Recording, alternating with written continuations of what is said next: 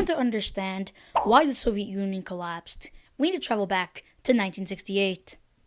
We're in the Soviet Union right now, and everything's going great. Only 1 in 100 people are starving to death.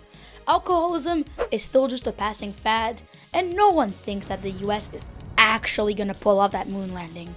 The leader of this beautiful nation is Leonid Brezhnev, a man with big cheeks and even bigger eyebrows.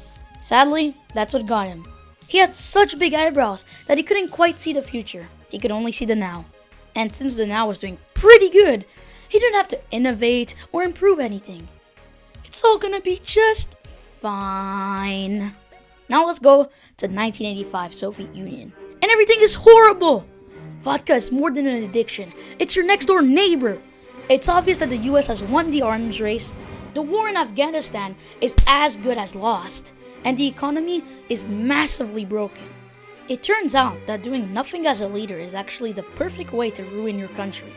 Like I said, it's 1985, which means that Mikhail Gorbachev just got elected as the leader of the Soviet Union.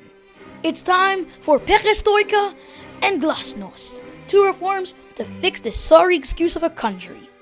Starting with perestroika, an economic reform trying to revitalize the broken economy. But sadly, the economy was just beyond fixing. To understand why, let me show you this. In the Soviet Union, the more a business would fail, the more money the government would just throw at it. That caused companies to be permanently attached to the governmental money. And when the government stopped giving the money, starvation started. Now, glasnost, a reform for more government transparency.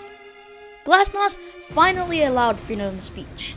And with this newfound privilege, the hate for the government by the people skyrocketed. And this is when it all starts breaking down. Since Gorbachev had revoked the Brezhnev Doctrine, Soviet satellite states could take, let's just say, a permanent vacation from the USSR. And when the 90s rolled around, that's what they all did. The most popular of them being East Berlin.